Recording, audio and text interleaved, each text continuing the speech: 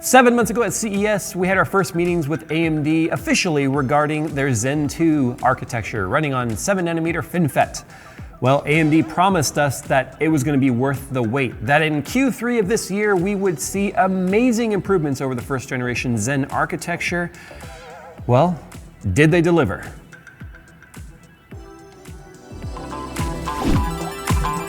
Corsair is proud to present their new Hydro X line of custom water cooling products. The new XG Vive series radiators offer the perfect balance of fin density and airflow to keep your loop cool and quiet. The XG7 water blocks feature full coverage cooling for your GPU, while also maintaining an aesthetically pleasing design, while the XC7 and XC9 CPU blocks keep all your modern CPUs nice and cool. To see the complete lineup of Hydro X cooling products from Corsair, click the link in the description below.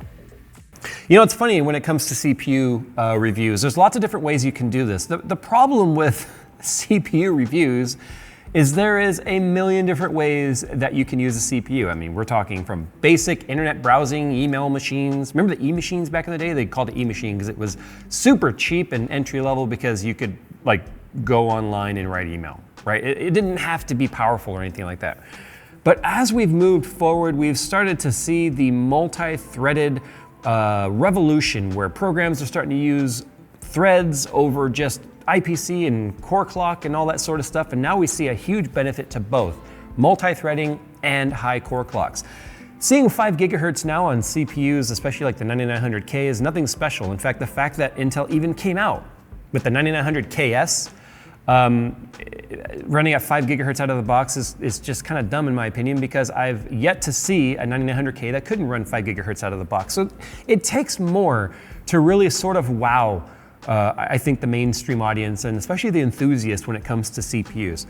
Like I said, there's live streaming, there's gaming, there's productivity, there's workflow, there's Photoshop, there's editing. I mean, there's so many different things you can be doing with your machine. It's very, very difficult to find any sort of testing methodology that's going to sort of touch on all of that. So what we did today is we focused specifically on the CPU. Let's go and talk about our test bench with this, because we have multiple motherboards that were sent for review. We're going to be testing not only obviously the X570, which is the latest PCI Express 4.0 compliant, utilizes all the features built in to your CPU. We tested with G.Skill Royal Trident Z memory and all these great things. We're going to scale it back as we go forward in these reviews. We're going to go and test not such high-end hardware with these CPUs to see how performance scales. But for today, we used the Crosshair Hero. It's an X570. We ran 16 gigabytes of Trident Z memory, the Royal Gold. It's just really pretty, but it's still Trident Z memory. And then we ran a 3900X and a 3700X versus kind of a weird lineup, I guess. Our 9900K and our 8700K, so 9th gen and 8th gen. The 9900K is an 8-core 16-thread CPU compared to our 3900X, which is a 12-core 24-thread CPU. And we did that for a couple of reasons. One, they're more directly comparative in pricing. If we wanted to do core for core, we'd have to compare it to an HPDT processor, which is a high-performance desktop, and do something like a 9920X, which is significantly more expensive than the $499 price point of the 3900X. Now, a 3700X is being compared to, well, again, the 9900K and then 8700. Really, the 8700 for us is just thrown out there, one, because it's a 6-core, 12-thread processor, although this is an 8-core, 16-thread processor. Core for core, this more directly compares to the 9900K. But then when you start comparing pricing, it doesn't really line up. It's significantly cheaper, because remember, the 3900X compares to the Intel's pricing point. So what we're seeing here is more core count at a lesser price.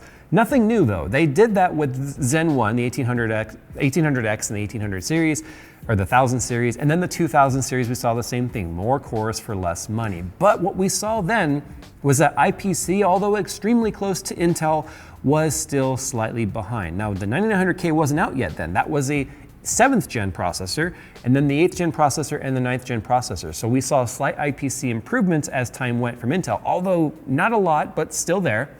It meant that the 1800X and the 1000 series Zen fell behind a little bit more in IPC, but still gave us a massive improvement over FX, which is something that they had promised us, and they delivered on that. Well, this time around, they're saying not only did we catch up, but we passed Intel. Now, when you look at the benchmarks, there's one thing to keep in mind here. We ran the memory at 2133. That is base clock for DDR4. Now I know a lot of you already are gonna be like, what the heck, man? You know Zen runs better with fast memory, and that's because of the Infinity Fabric and all that sort of stuff built into the architecture with AMD. But what we tried to do here was give ourselves as fair of a fight as possible. We're going to be addressing things like overclocking memory and overclocking Zen 2 in a separate overclocking video to see how that performance scales. Because one thing we saw with first gen or 1000 series Zen or Ryzen was the faster the memory, the better. Now that we're on a whole new architecture, I don't know exactly how that's gonna hold up. So we wanna do some more testing with that, and then we'll include that in our overclocking guide for Zen 2, because overclocking your memory is always a part of overclocking your CPU. So that's why you're not gonna see that's why you're seeing 2130, 300 megahertz speeds.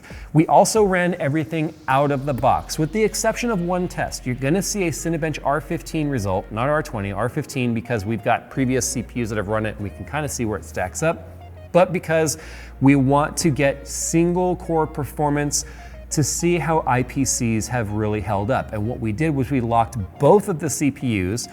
Well, I'm pointing at these two. The 9900K at 4 gigahertz versus the 3900X at 4 gigahertz. And yes, we are well aware that that's gimping the 9900K, but it's also gimping this guy because it would run up to 4.6 gigahertz on single core. So we just wanted an arbitrary number that locked them where we could get a comparison there on IPC. And remember, whatever that performance difference is, as the clock speed increases, the IPC difference and the score difference would be approximately the same percentage difference. So if the 3900X is beating it, and then you speed it up and the clocks stay the same, the difference just, it widens as it goes. It's a percentage delta. So that's how percentages work. The higher percentage number, okay, whatever.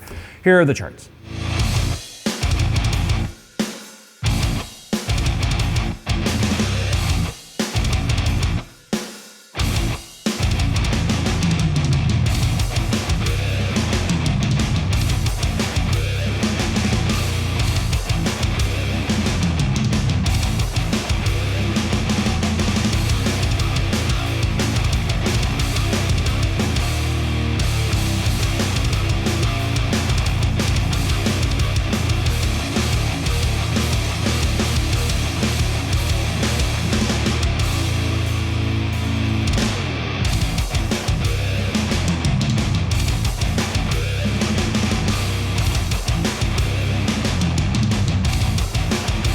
When it comes to CPU usage, you're gonna see, obviously there are some synthetic benchmarks in there like Geekbench and Blender and Cinebench and stuff like that. Those, what they give us is a bit of a control because it's extremely consistent between runs. So what we're looking for here is not so much what the actual score was, but what the difference between the CPUs are, because that gives us at least some sort of a metric to compare. So that's how you should be looking at that.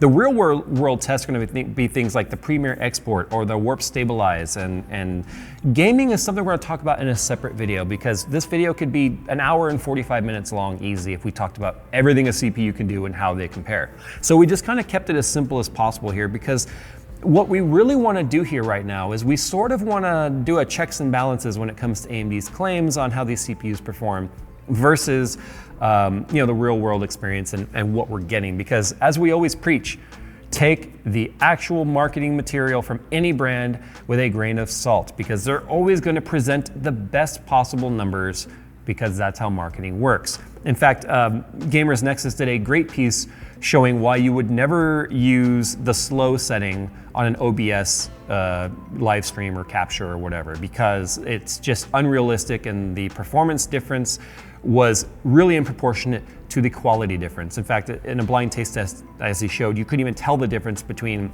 fastest and slow versus the actual render quality. It was nothing more than a test to show that the horsepower of the multi-threading of the CPU on AMD's side was very, very good. It was impractical to use that and say that the 9900K was bad. So that's the kind of stuff we're looking for in these types of tests. We also did, as you guys saw, a single core IPC test using Cinebench R15. And spoiler alert, the 3900X, which is the same architecture, it's in the 3700X and all that, beat the 9900K's IPC. So that is huge, because that is not something that was necessarily promised to us, but it's something that we saw. And in multi-threaded performance, it makes no surprise that the 3900X is just running rings around the 9900K because it has 24 threads versus 16.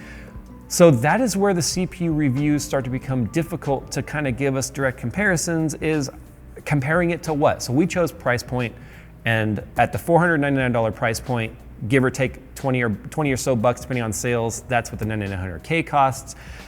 And this was giving us better results in single thread as well as multi-thread. So when it comes to Premiere export, we used a 4.5 minute 4K H.264 100 Mbps video that we did. It has a full color grade on it plus a small montage. And we used the built-in YouTube 1080p preset. Now you might be asking yourself, Jay, why did you go from 4K to 1080? Well, as we're transcoding footage like this and we're changing its scale and using maximum render, we're putting max load on the CPU. So we want to see how the CPUs handle that sort of rescaling and transcoding so that we could see which did a better job of it. If we went from 4K to 4K, there's a lot less load on the CPU. We wanted the CPU to really be taxed in this test. It's not a realistic thing for us to go from 4K to 1080. A lot of times we go from 1080 to 4K, but that's besides the point. But that was maximum render quality, software encoding using the Mercury encoder, and or the Mercury playback engine, no GPU on either the AMD or the Intel, and no iGPU on the Intel whatsoever. So this is just CPU cores. Now the 9900K took 22 minutes and 19 seconds, whereas the 3900X took 19 minutes and 56 seconds. So it's kind of interesting to see that they were fairly close, although this had many more cores. A lot of that still comes to the fact that the Premiere software definitely favors core clock as well as multi-threaded. So it's one of those things that we're going to look at as we overclock this in the future to see if we can get that number down and the gap to be, kind of reminiscent and linear with the core count of the CPUs. But we know for a fact Premiere loves core clock, and 4.8-ish on all cores on the 9900K, which is kind of where it goes to by itself, versus just over 4 gigahertz on all cores on the 3900X. So the 9900K was 800-ish megahertz faster, but still lost to this running significantly slower, but with more cores. So that's something worth talking about. Now, if you've ever had to do any sort of warp stabilized fixing or processing inside of Premiere, depending on the length of the clip, it could be significantly taxing not only to your system, but time consuming. So the faster that process can be done, the better it is for your real world scenario. So the 9900K performed that 10-second 4K H.264 100 Mbps video with no effects or any of that. We saw 2 minutes and 22 seconds to process a 10-second clip. And that's because warp stabilized is more so a single threaded function. So it doesn't completely tax your system. You can still do other background tasks and other things while that's happening. So this is more indicative of that single core kind of an IPC thing, where the 3900X performed it in 2 minutes and 15 seconds. So although faster, once again with a slower clock speed, if we can get the clock speeds up on the 3900X, then we'll see an improvement to that score as well. So that's one of the reasons why warp stabilized is in this test, is because it's kind of indicative again of that single threaded performance. Now let's go ahead and talk about Geekbench. Again, it uses single core and then multi-core.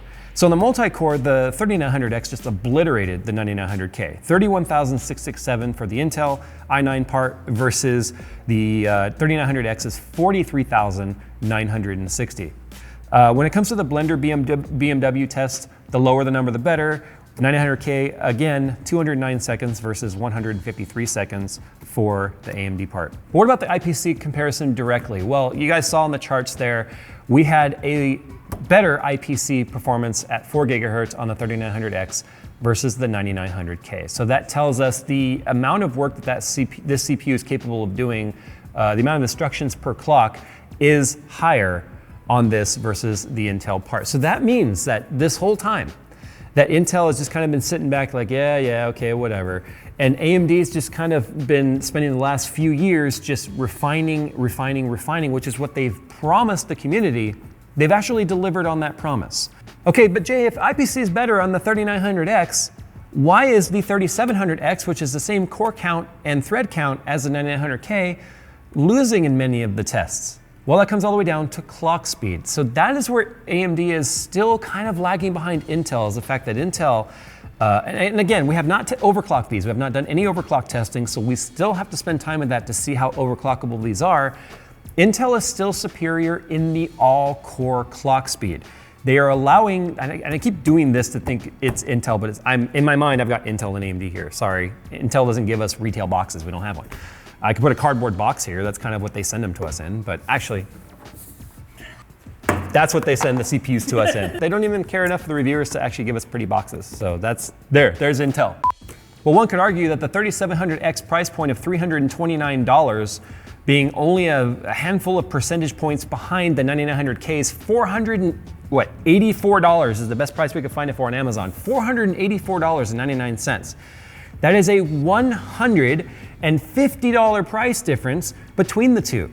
So I'm the kind of shopper that would go, well, if I can get basically all of the performance of a 9900K as soon as I turn up the dial on this a little bit with overclocking, you know me, and have $150 to now put towards a better GPU or more RAM or heck, more storage, or pay for a part entirely like my case, that's the better buy. And I am confident that as soon as we start overclocking these CPUs, that we are going to see them catch and exceed the 9900K. The 9900K is fairly high strung as it is out of the box because it'll go 4849 all cores. But going above 5.1 is difficult. You can get 5.1, 5.2 on water once you start chilling it, but day to day, you're going to be pushing enough voltage in that to where you're going to be degrading your CPU over time, and I would not trust running a 9900K at 5.2 every single day. In fact, getting above 5.2 was very difficult when we were doing our overclock testing on that. 5 gigahertz is easy, 5.1 is, depending on your lottery, and 5.2 and above is just, so you don't have a lot of room to play with on a 9900K. So if a 9900 is already showing basically all of its potential, and this is only a couple of percent behind it, and even multi-threaded performance, and we still have a lot of overclocking headroom into this, or on this, then that makes this obviously the better buy. But what AMD has done here, it has delivered on the IPC promise, it has delivered on the multi-threaded promise, and now that we know that things like games and your productivity programs are certainly leveraging multi-threading or multi-core availability, then that only makes this the better buy. Now, where the real story is on this, and I really can't wait to get my hands on this, are the R5 and R3 models, because the R3 model coming later, we know that the 3400G and the 3200G are still going to be using Vega part. But you know as well as I do, as soon as those parts get refreshed, probably later on this year, and this is all hypothetical, I have no information right here, is that it's going to be utilizing the new Radeon 5700 XT architectures, or whatever they're calling it, Navi. It's going to be using the new Navi architectures and that, making that a significant budget system when it comes to performance. You're going to get amazing performance out of it without even having to buy a GPU, because that's exactly what the Vega part did for the 2400 and 2200G. But Jay, what if I've already got like a B350 motherboard or an X370? I mean, back when first Ryzen came out. Well, AMD made a promise that that was going to be a 5-year socket, that socket would be completely usable and valid for 5 years. Intel likes to change the socket up just by a couple of pins sometimes, so that you have to buy a new motherboard for a new CPU, or the architecture demanded a different pin count, which means you need a different motherboard, no backwards compatibility. We saw a couple generations where you could use the new CPU with an old one, but you lost various functionality. The AMD Zen 2 architecture is backwards compatible all the way back to first gen Ryzen. So you could be using your X370 or your B350 motherboard, and you can still use the modern CPUs, and they will work just fine with nothing more than a BIOS update. The only thing you're going to give up, quite honestly, and I asked AMD this point blank in our meeting, what do you lose? All you lose is that PCIe 4. We already know that PCIe 3 is not being saturated by graphics cards yet, so we know it's not necessarily for PCIe 4, although the new Radeon stuff does say PCIe 4 already. Unless you're using crazy fast storage drives using PCI Express, that's probably a feature that you're not going to care about buying a new motherboard for. So unless you care about any of that sort of stuff, you could take a new Zen 2 CPU and plop it in your old motherboard with a BIOS update. Update it first before you get the new CPU, so you're not swapping your CPU twice to do it. It's completely backwards compatible with motherboards. So AMD has promised us forward support with the CPU socket, IPC improvements, and bringing the fight back to the consumer, the mainstream and enthusiast CPU market, well, I feel like AMD has delivered on all three of those. This is simply a case of not being enough competition in the market and became complacent and didn't really feel the need to innovate. Well, you don't innovate, you stagnate. And that's exactly what's happened to Intel. And although Intel is still a great performing CPU, it costs more and gives you nothing extra for it. So this is where you guys sound off in the comments below. Did Intel fall behind, or did AMD promise and over-deliver? I kind of feel inclined to say that they kept all their promises, but sort of kept it quiet about how far they've really come, so that we would all go, holy crap, rather than potentially overpromise and underdeliver. This is kind of the opposite. So you guys sound off in the comments below. Coming forward on this channel, there's a lot of discussion to happen here. We're gonna talk about backwards compatibility with those motherboards, which I just mentioned. We're gonna do testing and compare it to these results to see if you truly lose anything. We're also gonna be doing a complete overclocking guide for Zen 2, and we're also going to be doing, I don't think I'll do any crazy custom cooling, but we're gonna be just testing, obviously, gaming performance and that sort of stuff, because I know someone's already typed it, and if it's you, okay, fine, you've already typed it. Yeah, but Intel's so much better at gaming. Well, that was because Intel was superior in IPC. So as long as we get the clock speeds up where we want them, or even with current base clock speeds, I don't think that's necessarily true anymore. But we gotta do a video to prove it. All right, guys, thanks for watching, and as always, we'll see you in the next one.